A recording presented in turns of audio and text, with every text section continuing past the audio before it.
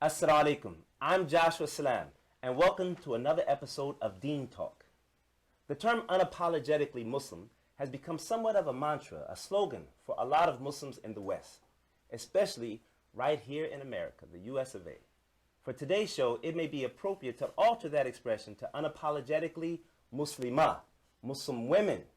We are going to use the recent Women's March to launch a bigger discussion, a broader discussion about how Muslim women have been on the front lines. They're out there, they're doing the work for a lot of mainstream issues. We want to discuss the milestones. We want to discuss the accomplishments. And yes, we want to discuss the achievements that they have made within the Muslim community and within our greater society. All that and more when we come back.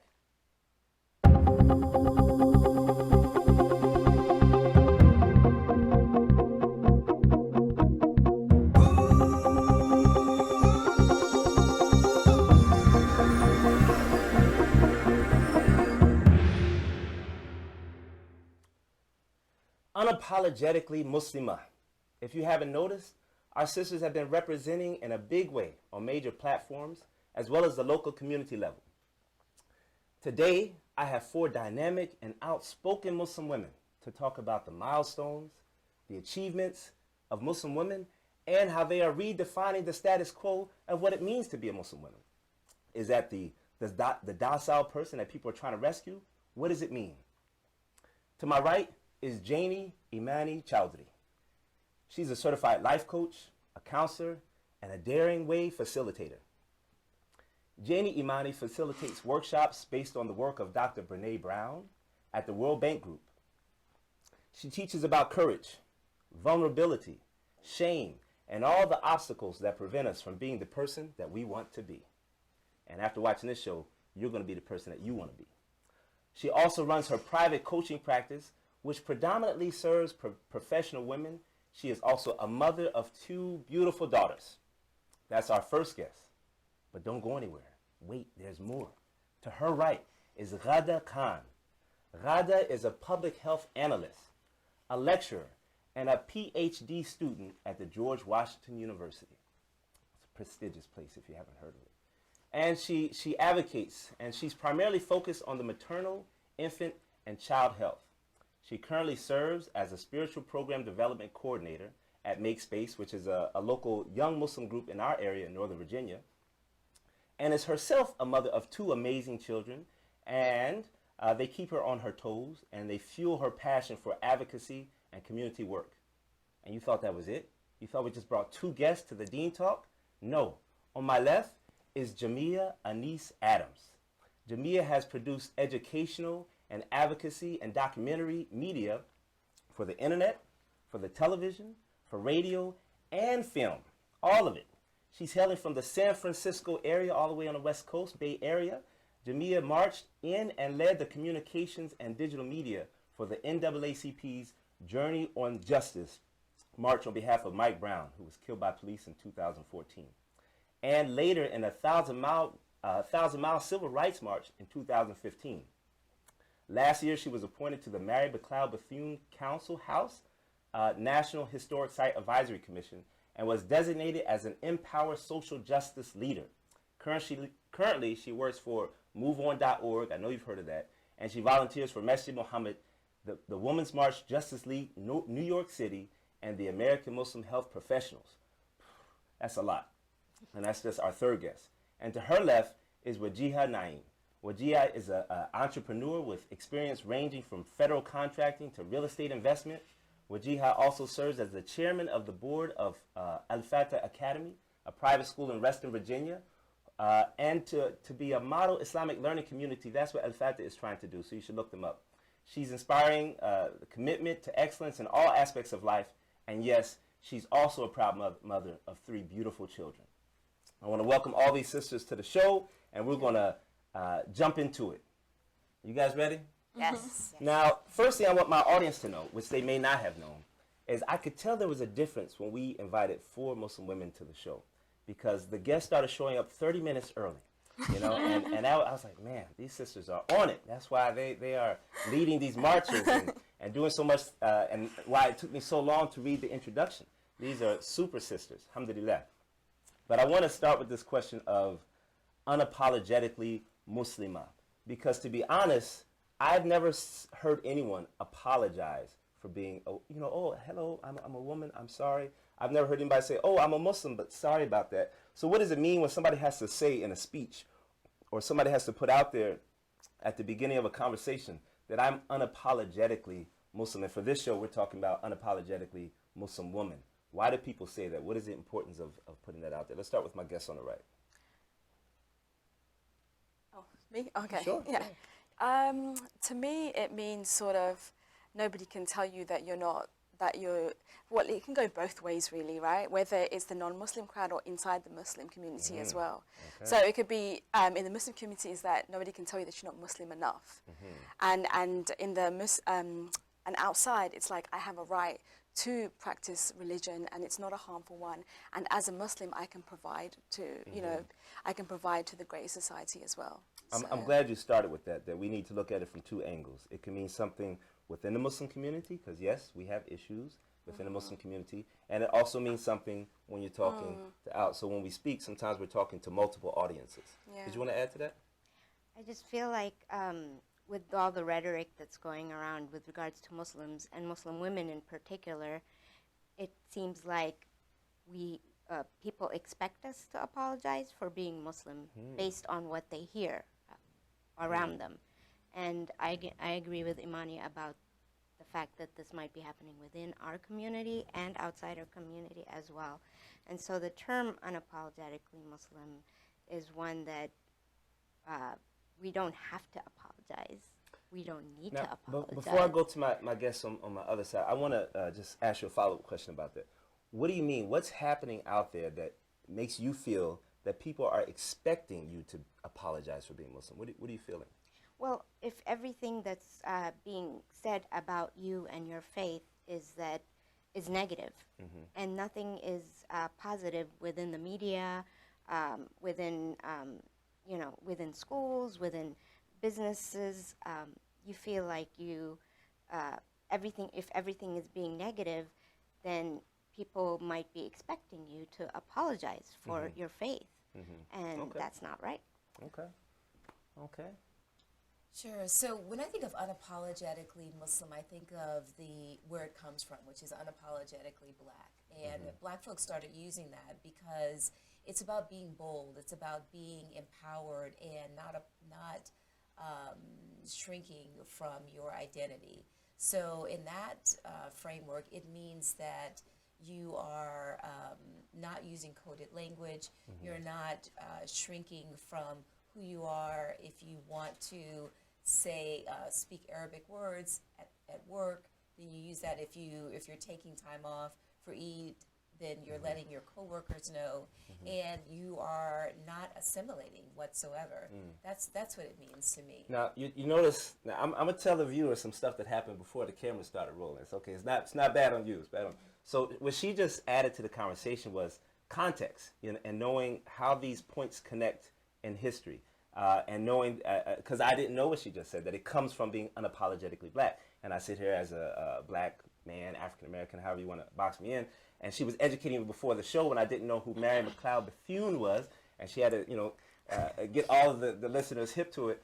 I think that's important, or how important do you think it is for people to make sure that in these movements, because there's constant civil rights movements and constant equality movements and constant social justice movements, that we kind of keep track of the history of American movements?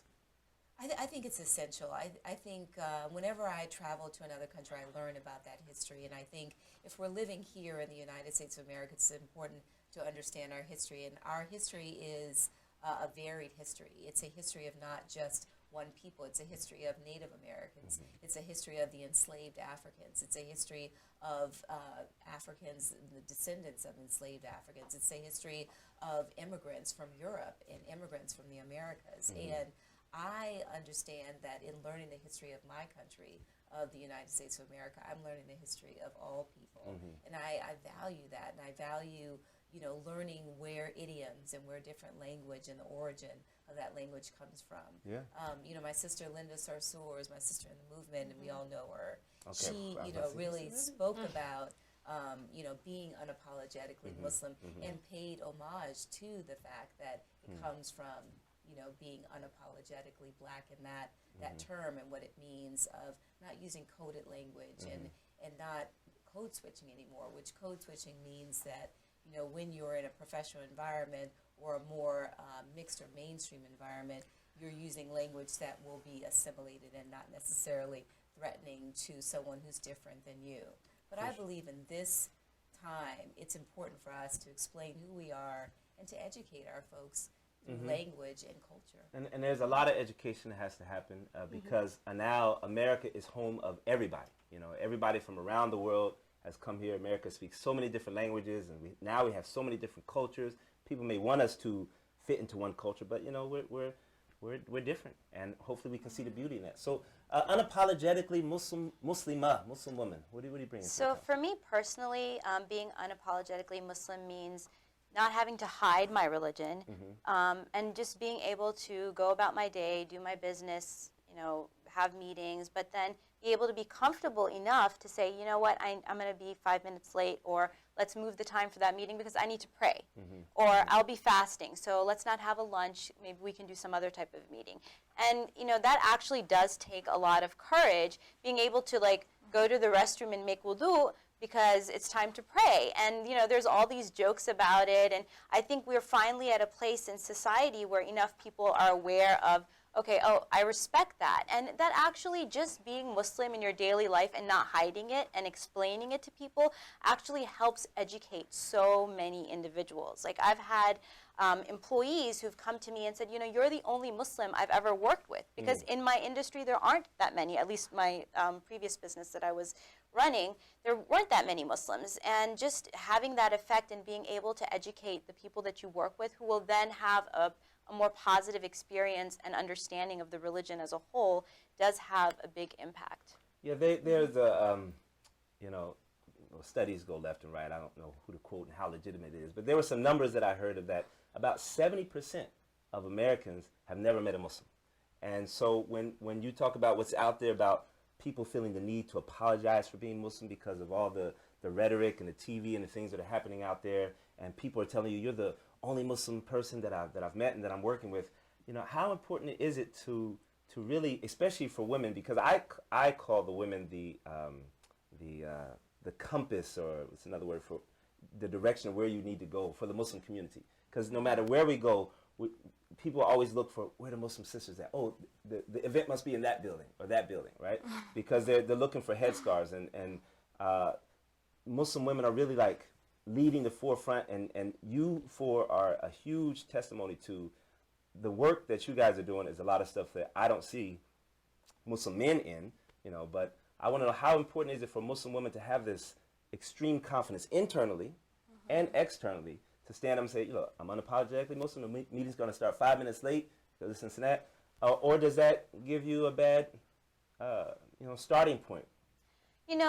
I think it depends on how you go about it. Obviously, if you're just starting out, it's intimidating. And I probably was not as confident when I first started my career. And I would probably, figure things out so I don't have to tell anybody. But as you kind of grow spiritually and you do become more confident, you kind of get to that point in your life where you have that prayer rug in your office, and when people come and say, oh, what's that? Oh, that's my prayer rug. And they're like, oh, I never knew that's what you and it's interesting that you say that so many people have never met a Muslim. I do agree that there are many people who have never met a Muslim, but I do feel that probably that statistic is a little bit off, because there are people who have met Muslims but they don't know it.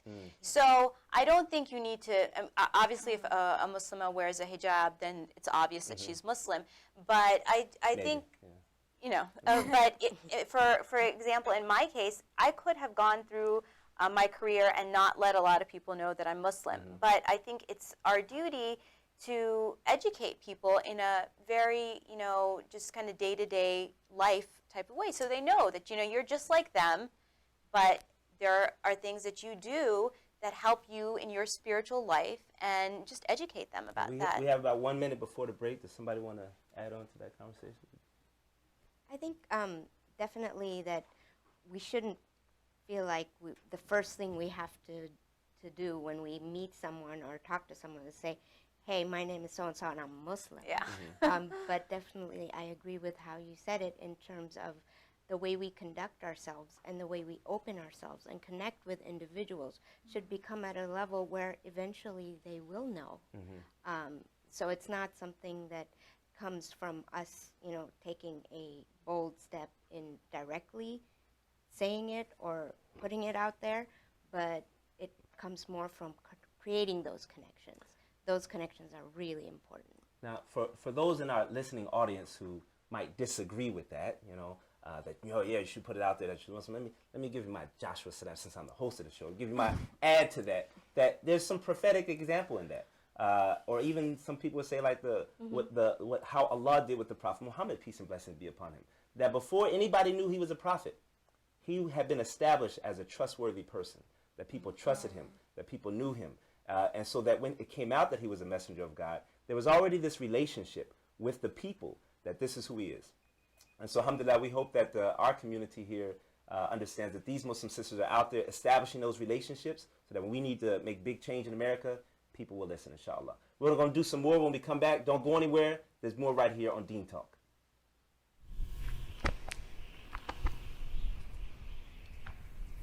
No, stop, man. What are you doing? Donating to Islamic Relief does not make you a superhero. Actually, yes, it does. Okay, yeah, I guess it does.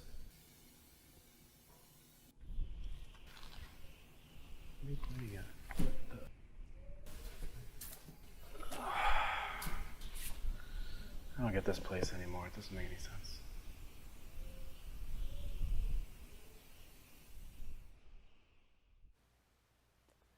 Assalamu alaikum. Welcome back to Deen Talk. We are here. We're going to jump right into discussion with the four wonderful guests because they were at the Women's March, which is said to be the largest march in American history. And they were there. One of the sisters said she's still on that feeling of being at the march. And so we want to get that from them. So who wants to say first? Because I know when I couldn't go because I had a Deen Talk recording that day, but I took my wife to the metro, and it was just like people were coming from every direction walking into the metro, and it was beautiful just going to the metro to see all the different colors and genders and everybody going to the march. So what happened down there? Who wants to start? How about you start? What happened there? Sure. So my experience is a little bit different because I was one of the volunteers for the Women's March. I am friends with the march leaders, Linda Sarsour, Carmen Perez. And so you see everything that's not happening and things like that. Yeah, the audience definitely sees how beautiful this is. Yeah, so I started working on the march in November. I think we started working November of last year. I was part of the communications team, just making sure the messaging and contributing to trying to get folks. Make sure I'm hearing this right. Yeah. You said you started working on the march in November of 2016. Yes. Is that when the planning started, or That's was when it? the planning started. You're kidding me. Yeah. So no way. Yeah. So it started. There was an elder in Hawaii who was just so fed up with the election, and she decided, I'm going to plan this women's march, and we're going to march on Washington. But she wasn't an organizer. Wow. So Michael Skolnick and a couple other folks. Michael Skolnick used to be like Russell Simmons' political director, and he runs his own company now. He recommended that Carmen Perez, Tamika Mallory, and Linda Sarsour join, and they joined with another sister named Bob, and I'm forgetting Bob's last name right sister now. named Bob. Yes, and they all joined together and formed this march and organized it with Janey Ingram.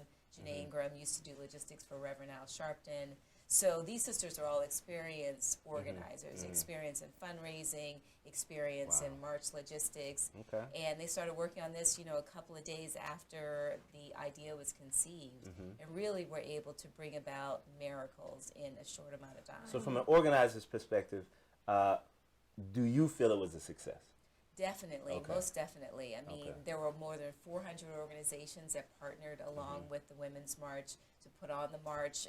There was a beautiful group of unity principles that were put forth to guide and undergird why we were marching, the issues we were marching for. It was very inclusive, inviting families, inviting all genders and persuasions to come to the march. Wow. And, you know, we only expected to have 250,000, and there were 1 million people just in the streets of DC alone, and that's not counting all the other marches around the country and around the world. There was a march in Riyadh. There was a march in. So You know. I want the audience to know this. I'm still a little bit in shock about it. That's the power of, I could just say it's the power of Muslim women and women across the world coming together. But to put on a march like that starting in November, as a person who's been a part of a lot of organizing and programs, it seems next to impossible. But they did it. So what do you, and keep this in history. You were just met one of the organizers of it, right? So the biggest march in history. One of the volunteers. One of the volunteers. Okay. Friends with the organizers, one of the volunteers. Yeah, I'm glad you brought up the fact that it started in November, because a lot of my friends thought that it was a reaction to the inauguration. But no, this was after the election. That's when it started, and the lady in Hawaii said, let's come and march in Washington, and she put the Facebook post up and went to bed and woke up, and there were literally thousands of replies saying, we'll be there. I'm going to take another time out. The power of one. One person in Hawaii. And we flew to Hawaii. That's a long way away. 6 hours to California, and then another 6-hour flight to Hawaii. One person from there just posted an idea, and look what happened. Wow, I'm sorry to interrupt. And again, the idea is built on, you know, empowering everyone. It is a women's march, but it's a march for everybody, for all injustices. It was a march for immigrant rights, for women's rights, for people with disabilities, environmental issues. So all these... That's where those 400 organizations came from. Yes, all these organizations. And so, and it wasn't just haphazard. There were unity principles that they were structured on unity principles. And that's really what sort of opened my heart to it. I was like, I need to be part of this, because it was not against something specific in terms of a specific individual or a specific organization or entity. It was against injustice. Wow. And you say you're still on that high from the march. You can still feel the energy and everything. Yeah? Yes. Now, at there, what were you feeling? What were you experiencing? What did you see there? So I really felt that psychologically it was just so necessary. Because after hearing so much of the negativity that's been going around, it was so it just made you feel love to be there with so many people, not a single arrest. And I mean, we were packed like sardines, but everyone was kind. And, you know, you did what you could to make sure that people could move as much as possible. And I mean, there were people there in wheelchairs, and it was very difficult to get through those crowds, but we made a path, and it was just, you know, it was necessary to kind of get our minds straight again, to just feel like, you know, this is going to be okay, and there are things that we can all do, each one of us individually, and there are a lot of us. So just to see how many people support one another was so important, because that's just not what you're seeing when you turn on the TV every day. Now, you said it was so needed, which tells me that there was something about just being there, period, right? Because my wife was there, and she was saying, like, they didn't hear any speeches. They didn't see any performances, nothing.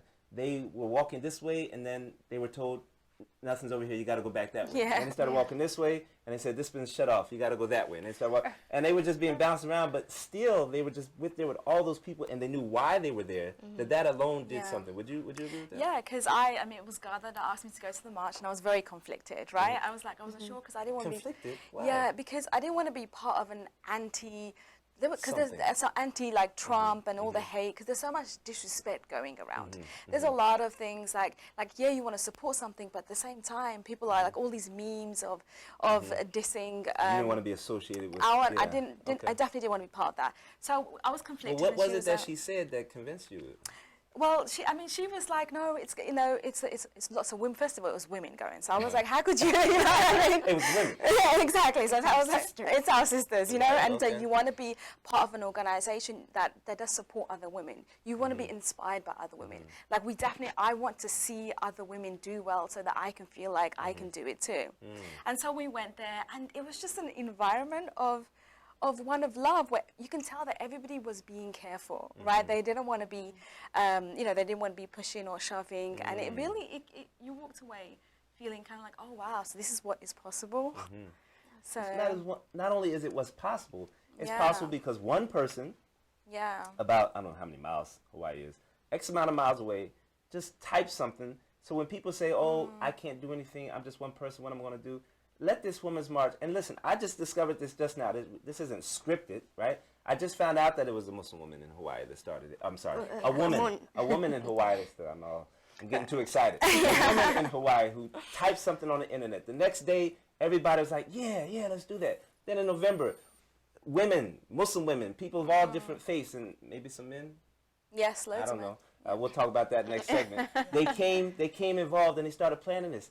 And all of a sudden, you have the biggest march in history. It's still just unbelievable. Yeah, the march was completely led by all women. Okay. There was an elder who was, Mr. Harry Belafonte, who is, just a legend, and Gloria Steinem were all like honorary chairs of the march. But it really was all women led. There were some men volunteers, but I think that this was monumental because this was led by all women, and they were incredible. Like, I got to see them in the war room, working out of the hotel. What's the war room? The war room, when you're putting on a big event like this, you bring everyone together towards just before you're about to bring about the event, and everyone's working in one room together. So it's a conference room, and they're all talking. You've got your communications team, your logistics team, you've got your talent team. We were doing Facebook Lives in the room. We had everything going on in the room. That room was going probably about 17 hours a day, just, fundraising, all these different things, donations, people getting the T-shirts and whatnot ready. So it was just incredible. And there was a level of respect in that room and people being careful. It was the largest gathering of disabled people. We had our disabled persons leader. We had all of these different constituents in the room and talking. It was just beautiful. Now, you mentioned something earlier that I just want to bring back out now, and you mentioned about 5 names, and then you said all of these were super experienced organizers. How much do you think this would have been, this fell on its face if you didn't have those key people with years of experience of putting this together? Because I'm saying one person did this and everybody came together, but it sounds like the key people got involved at the right time to make this happen. How much do you think hardcore experience went into making this a huge success? I think experience was a big key to this. I mean, these were women who had worked with other larger organizations and had done this work similarly before, but maybe not have been given the credit. So it was really interesting, the struggles that they went through to get the permit and whatnot. But I think they were a key to it. But I also think, and the sisters on the panel mentioned this as well, the group, the women and the people who attended the march were very respectful of one another. And I think that collective spirit of the people who attended the march led to its success as well. We have about 30 seconds. Anybody else? I think I don't know how much. I mean, this was so large that correct me if I'm wrong, but if the experience that the leaders had wasn't on such a large scale. I mean, they did have that experience, but again, it feeds into the constituency of the people attending and the people also who want to be part of this. So feeding on each other, you have that experience of the organizers, and you have the people who really want to be part of this, who can support it, and the fundraising that happened beforehand. Fundraising. We didn't even talk about the funds. That Look, all makes a difference. They need to have a special just on this. This is probably going to be in books in schools and in the coming years about what happened here, how did it happen, putting it all together so that we can do it again. So we'll be back. Don't go anywhere. You're going to learn more, just like you're learning now on Deen Talk. Oh, you good little guy. What are you doing? Did you know when you donate to Islamic Relief USA, we hand deliver a cat to your door? No, we don't do that. Yes. Yes, we do.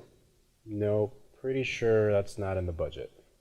Well, when you donate to IRUSA, it gives you a warm and fuzzy feeling helping somebody in need, like a widow in Ethiopia or orphan in Afghanistan. And that's like having a kitty. Okay, I guess that's true. Aw, now kiss. I don't like this part. Assalamu alaikum. Welcome back to Deen Talk.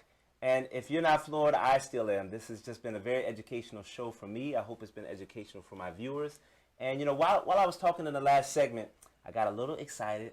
All of a sudden, I made the woman in Hawaii Muslim. And I was saying that men were in the organization. And then I got corrected, like, no, there was no men. It was all women who organized this. But I'm going to bring men back into the picture because I was told that there wasn't a single arrest in the march. And because of that, I knew that means that a lot of men weren't involved. Because men, we can fight if you look at us the wrong way. You know, if you bump into us the wrong way, there's going to be... So I want to know what, for you guys, what is the role in this movement with women empowerment and what the women did in this march? What was the role in it, and should there be a role as we move forward? What is the role of men in all of this? I first have to say that men were involved as volunteers. Definitely, there were men and women. For me, they're either in or out. But the women were the leaders of the march. Right. Yeah. Okay, so the women were the leaders. There were some men volunteers. So what do men have a real something to add to it, or is it better to sit back and listen? Sit back and listen. Okay, tell me more about that. I'm just joking, but no, there might be something I there. think that there is, you know, we as Muslims would not have Islam if it weren't for Sister Khadija. And it's important to recognize and understand the role of women and to, you know, let women lead. You know, I was raised by a strong Muslim woman, and I understand about equality, I understand about equity, and I understand that men and women are equal. And I just think it's important for us to keep that in mind as we are going forth. No one needs to be pushed down or pushed in a corner, but we need to be equal partners in this fight for justice, fight for our families, fight for our communities, and fight for equality. You know, that means parity. I do think, though, that, I mean, for all the men that are watching, there is a role that they can play that can help the cause. I mean, for me personally, my father was huge in just putting me on the right path. In his family, actually, they didn't send any of his siblings who were female to college. And he grew up in Pakistan, but he came here, he went to MIT, and for him, it was like all my kids are going to be educated. It doesn't matter. That's completely irrelevant whether you're male or female. And just putting me on that path where it wasn't even a question, and making that my priority rather than focusing on, you know, something else. And of course, my mom. I mean, I always feel like my dad gave me those tools, but then my mom always gives me like the advice and you know, just you can do anything. She's like, you can be the president of the United States of America. That type of encouragement and just building that confidence did come from my mother. But I do think even my husband, with our 3 girls, I mean, they're snowboarding right now. I'm very nervous, but he's like, you know, the girls, boys, we're going. And so just building that confidence, it is important for fathers and, you know, brothers to kind of encourage that. I mean, I think women are strong, and even without that, they do succeed, fortunately, but, you know, it doesn't hurt, it helps. I think it's huge more than, and I'm going to let my other guests talk, but I think it's huge more than we can say, because I've seen a lot of commercials on the television trying to fight back stereotypes. Like there was one talking about, you know, they say you throw like a girl or hit like a girl, something like that. And so they brought like girls who were, it was like more about this woman power, and don't use these statements to try to make it seem like, you know, I don't throw that well, things like that. And changing the framework of how we talk about women and empowerment for females and things like that? And like, I can tell you as a woman, like I have a husband who is very supportive and a father who is very supportive. And still it took a lot out of me to accept the leader in me because society, it's almost like to be a woman, you have to be A, B, C, D. It's usually around looks and weight and stuff like that. And so I'm in my 30s now, and it took, and I think to me that's with a supportive father and with a supportive husband. It made me realize what about the other women who don't have that around, may not have that. And it's just so, but I do feel like, especially the Women's March, and that's part of the reason why I went. I went to see other women do well, to use their voice, to give me the power to use mine, right? It's almost like other women give you permission to use your own voice. And I think we're in I think men are more ready now. It just seems like, more men are calling themselves feminists and being pro women. So it seems the right time. Yeah. Right? I think I agree, and I think this at this point, what we saw in the march, we're waiting for men to just acknowledge our concerns and acknowledge that these concerns that were brought up within the march, whether it's the impact of marginalization on women or women's health issues, these are real issues: equal pay, equal opportunities, how maybe disability impacts women differently than men, how access to environmental issues or environmental issues in general can have more of an impact on women than men. And acknowledging that, I think, is a first step for men at this point in terms of I don't their think you guys involvement. were waiting. I wouldn't say we were waiting for men to acknowledge. I think y'all took the Women's March is proof that it was a major step in. Y'all been taking too long. We'll take it from here, type of thing. And to me, so what you said as far as even with you having a supportive father and a supportive husband, it still took a lot to acknowledge the leader in you. And this Women's March being and like you guys said, it was people marching across America. There's people marching in other countries. For women to see that, maybe women who also have a problem acknowledging the leadership abilities in themselves, what type of transformation or do you think might be happening just by this march alone? I think it's powerful. There are places even in this country that are similar to some places across the world where women in particular feel disempowered.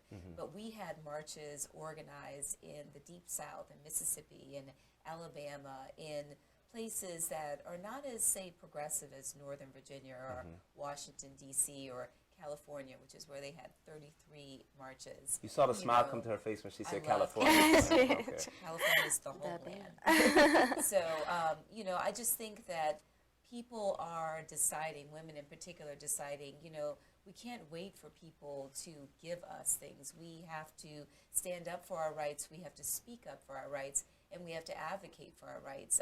In addition to the people, the women and the men who were at the march, there were also women leaders who were speaking at the march. And I think hearing those voices was important. I know a lot of people didn't get a chance to hear those voices, but if they go to womensmarch.com, they can all see the video and check out some of the strong voices of Tamika Mallory and Carmen Perez and our sister in Islam, Linda Sarsour, who are speaking about the injustices in the different communities. And they're working on behalf of the community to right these wrongs that are happening. Now, if you guys can add to this, because I think personally, curriculum has a lot to do with it, right? So we talked earlier in the show about some things that, maybe I don't know about Black history in America. Maybe I know some things that other people don't know. But there's a lot of history out there that once people are familiar with it, it shapes your mind of who you are. So you're talking about marches that were done, in the South. You also mentioned Khadija, the wife of the Prophet, peace be upon him,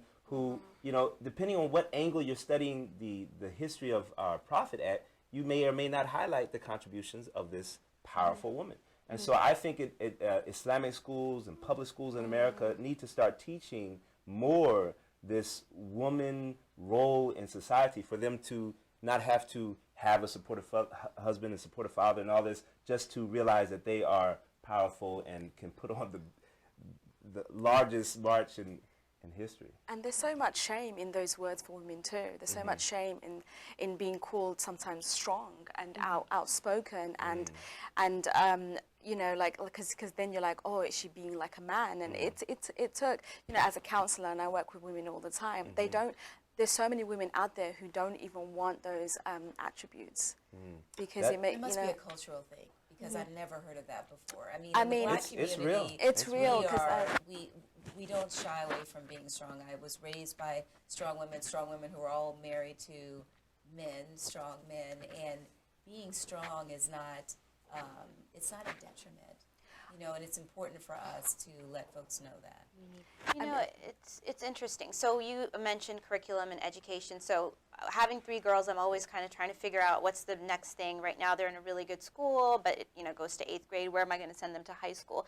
And one of the things I came across is that for girls, it's actually helpful for them to be in an environment with other women, because they're, you know, actually our education system is very much tailored towards women. And if you look at, you know, the statistics of women graduating and how well they do, girls are doing, they're outperforming boys, because the education system is actually tailored towards the way a girl or female generally learns.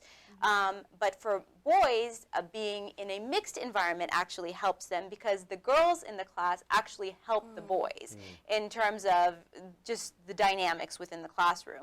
So it's really interesting, but I do think that whether you send your children to, you know, a mixed school or a girls' school, I think it's important to just watch out for what those boys need and what those girls need. So, for example, at the school that my kids go to, for middle school girls, they have like a girls' night in, so that even though the most everything is, you know, co-ed, they do have that time to kind of be with other girls, talk about things maybe they won't feel comfortable talking in a mixed environment. So I think it's important actually for both boys and girls, as we're raising children, to kind of look at what their specific needs are. I'm forgetting the name of the psychologist who has this series of books right now. I can't remember, but you know, there's a lot of literature out there right now. But I think it's important for us to watch out for their specific needs. We're gonna talk more. We're gonna pick it up from here, in case you were thinking about going somewhere or changing the channel. When we come back, because we had some real issues, and I want to talk about that perception and things like that. All that more on Deen Talk. This is one of the most exciting shows I've been a part of. Hope you guys are staying tuned and listening, taking notes, because there's probably a lot of terms you got to look up on Google or whatever your search engine is. When we take a break, you look the stuff up. Come right back to Deen Talk. Assalamu alaikum everybody, my name is Ali Hussein. I'm one of the graphic designers here for IRUSA, and what motivates me every single morning to get to work is knowing that I'm part of a community of humanitarians who pay attention to children like Khadr, to give hope to people like Amina, kids like Bishra, kids like Shazay, like Aneice here, children like Katan, kids like Babu. I can have an impact on someone's life so far away, and I get to share his story with the world and be a part of work that helps children in need all over the world.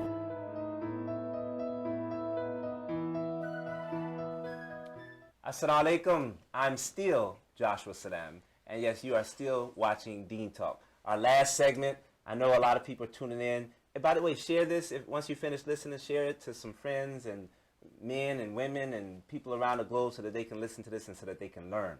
Now, I'm going to keep a conversation going that might be somewhat controversial, but yet I think it needs to be talked about. And that was earlier in the conversation, you mentioned about, when we first started, about being unapologetically a Muslim woman, that had at least 2 audiences. One was internally within the Muslim community, and one is externally.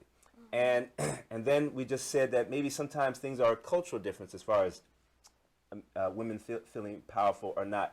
So I want to talk about that at least for a few minutes, because I think there's something there. I think definitely within the Muslim community, there are classes that I've been to where the imam and the scholars are teaching Muslims about their belief of the correct interpretation of being a Muslim woman, because what's being put out there is that it should be, you know, the quiet, reserved, you know, let the men handle things. And they're saying, no, Muslims should be out there. They're mentioning Khadija and others.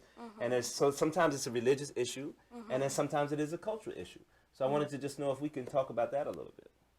Well, I mean, I think one of the things you had brought up, Khadija radiallahu anha, and I think it's important not to just bring her up, but let's point out a few things. Like Khadija radiallahu anha was a businesswoman, and Muhammad sallallahu alaihi wasallam worked for her. So having this type of relationship where the woman makes more money, or the woman is, you know, a leader in the community or a leader in business, is like our tradition. It is our tradition. So it's not, or a woman's older than her spouse. So this is not something that's new. You hear about it now like, oh, this is so strange. No, this is how our religion began. So I think it's important to not only just mention Khadija radiallahu anha, but let's like make sure everybody understands who specifically we're talking about, and some of those very strong points. We have some listeners out there who are not Muslim, who are hearing these names and like, what? Who? So yes, it's glad that you brought that up. Yeah. Anybody else? Yeah, definitely. I feel like we have so many examples. It is part of our narrative and part of our prophetic tradition to have strong women and strong Muslim women. And for us to embrace that and remember that is key at this point. If we're ever going to move forward and also try to take away those cultural stereotypes and misunderstandings of the religion, then we need to really remember that and bring that back.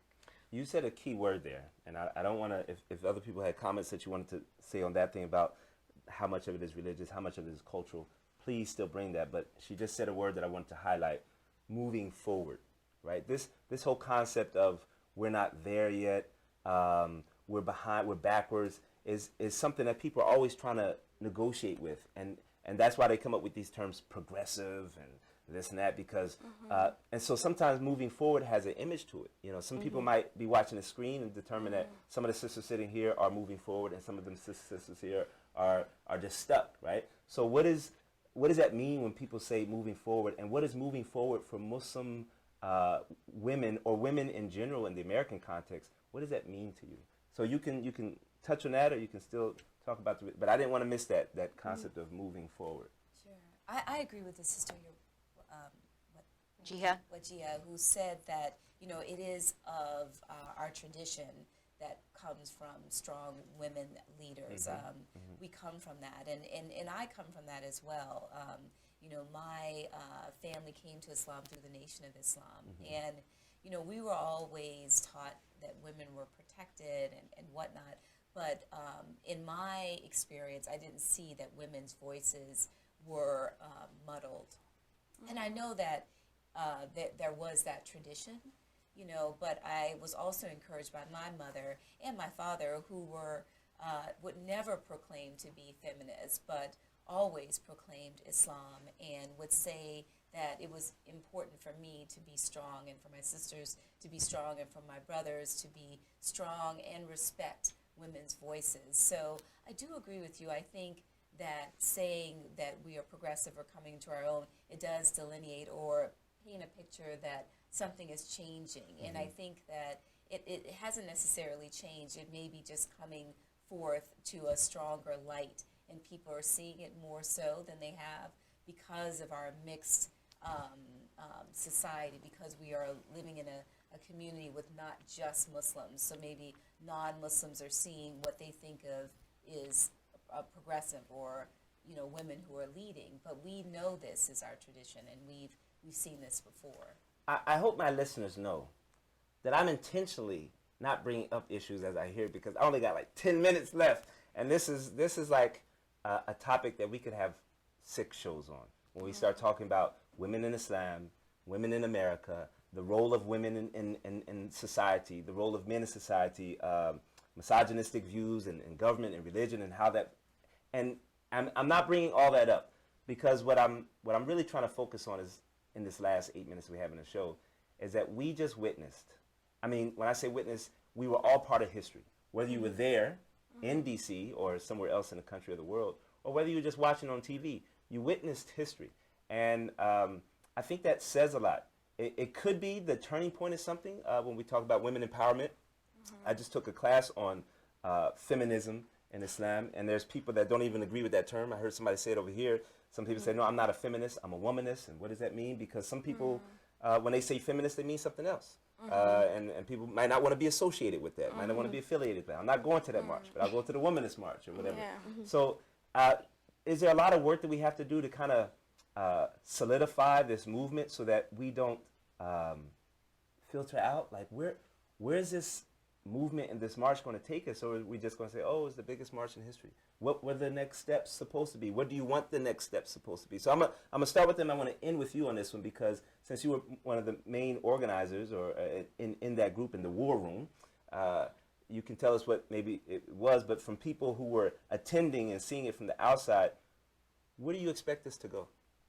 Well, definitely after the march, there's been momentum. And even the Women's March, on their website, they've put out all the actions that we need to take within the next 100 days, listing them all down every day. They're sending emails. This is what you need to do. This is the next step to take. And as a group, amongst ourselves and within the groups, for example, in Makespace, last night we had a women's halaqah saying, brainstorming, what are we going to do? We made a list of the things that we need to do, whether it's politically oriented in terms of calling senators, congressmen, making sure, signing petitions, etc., marching, even huddling for more marches, or whether it's something as small as just reaching out to more people, trying to get to know your neighbors, talking to people, making a YouTube video, sitting in a coffee shop and putting up a sign saying, And she's "Meet saying a Muslim." She's saying small things, but we learned in the show, you don't have to be a big thing to start. It's just a little snowball, and then it turns into this big thing going down the hill. Anybody else? What do you expect to I go mean, from just that very point, that don't be afraid to do the small things. Sometimes we have these grandiose ideas and we think that the small things don't matter, but what we did learn from the march is that it was the collective of many small actions that made a difference. So just to continue every day, we check the dailyaction.org to see what I can do, and it's a little bit calling up. Say that again. Where should Is it dailyaction.org? Is that what the There's dailyaction.org, there's Moms Rising, there's the Women's March itself. And that's women'smarch.com. Women'smarch.com. And you sign up and they'll send you a list of what needs to be done, what's happening, especially after the march. There was the whole immigration issue coming up. To move it and forward. so more marches, more calling senators. The work continues. Yes, Yes. and it's not. It just goes beyond the political and more grassroots community type of work of us really reaching out and really knowing that you can make a difference, whether it's a small thing or a big thing. Everyone should do something. And before I get your input, I wanted on this point of the work continues. You can't just become an activist. I mean, you can start working on some things, but the type of leadership that we saw in this Women's March was there because people were in the fight for a long time, doing things in small groups in the local community, this and that, so that when this issue came, they were there, they were ready. When you're training for martial arts, you're training all the time for when something may happen, right? You can't just walk around and then maybe one day you'll be able to block something, right? So this type of ongoing work that needs to be done is very important. So these small things that our panelists are giving you, make sure you keep doing them in the meantime. Yes. So I just think that it's important to realize that this was, as I said before, a very much needed event that occurred, and I think it's important that we build on that momentum, but also recognize that everyone is going to be doing things differently. So as long as you're doing what's in your power, as long as we're not judging, hey, why don't you come up to every protest that I go to, or anything like that, we need to support each other. And the fact that so many of us have been motivated to take action is what's important. And I mean, with every cloud, there's a silver lining, to use that cliche. And in this case, I think we've had a lot of negativity, but the fact that we have all been mobilized and to continue to build on that in whatever way is comfortable or makes sense. Use your personal skills. Everyone's skills are different, but use those skills to make an impact and to continue to take action and make sure that the rights of women and all people, not just in the United States but around the world, are being fought for. Now, Jamiah, before I give you this, last point to tell us, what the plan was, like, what did you want people to get from it, and what have you set up for people to take next steps. I want to pull out something that you said, because I was helping organize the content of a khutbah for the community with the imam. And he said, I want you to talk to this psychologist, this professional counselor, to see what are some things that we should add to this because of everything that's going on in the world. And she added exactly what you just said. She said, make sure that people don't put other people down for what they're doing. And why aren't you involved in this and that? She said, listen to what people are doing and then encourage them. Because it's those small things. Maybe they're doing something small over there, but if you put them down, they might not want to join you later on, or they might even stop what they're doing. So it's this culture of support, culture of encouragement, and yes, a culture of empowerment that she was saying. So I just wanted to highlight that. Could I add? Sure. Could I add something to that? Yesterday we had this meeting, as I mentioned before, and the whole platform was each person, each sister, can you suggest something that's based on what you can do? Or we weren't trying to like impose anything on anyone. Just what can you do? What can you do? And little things were like, maybe I need to talk more at work, or go out with my colleague, take my colleague out for lunch. And each suggestion was based on each person's own ability. And we just wrote that down, and we're going to make a list and share it. And sometimes people just need a hype person, I'll just cheer you on. Yeah, I need that, So, yeah, even if all you can do is just like, I'm going to come to your events and I'm going to cheer you guys on. Yes, people need that we need to be encouraged. We need somebody saying, you're doing a good job. When people tell you you're doing a good job, it feels good. It makes you want to do some more. So if that's all you can do, write that down. It's something that you can do. Yeah, I totally agree with what you just said, Brother Joshua, about the khutbah that you were putting together, because we can't all be activists. And I'm going to add a couple of other websites that folks can go to. Empower I'm sure our audience is mostly Muslim, so Empower is an organization that's M as in Mary, Power, that folks should Google, and it's a digital online organization. It's run by Mark Crane and Linda Sarsour and Destin Crane. I'm sorry, Destin Crane. Mark is going to kill me for getting his last name wrong. And it is an organization that allows Muslims to start these petitions. And it works similar to like a MoveOn.org, but start petitions about different issues of injustice. So, that's an organization, MoveOn.org. It's another organization that I work for that's great to sign up for the website and get the emails and find out what the actions are in your area, because it's important that we know what's going on at the executive branch and here in Washington, D.C., but it's crucial that people all over the country and really all over the world, like you said, know what's going on in their neck of the woods so they can fight the good fight, because we can't be nationalistic. We can't just think, oh, if it's good for Americans and what America first and all this other kind of stuff. No, we want to engender peace around the world. That's what our dean would want. Yeah. That's what our dean would want. That's what Deen Talk would want. Why don't you give them that website one more time about the Women March? Womensmarch.com. Check it out, womensmarch.com. Learn what you can, do what you can, even if it's just to support and cheer others on. This was an amazing segment for me, an amazing show. I'm glad that you watched. I'm glad that you were here. Look up everything that we said, research it, and get involved. I'm Joshua Salaam, and you were watching Deen Talk.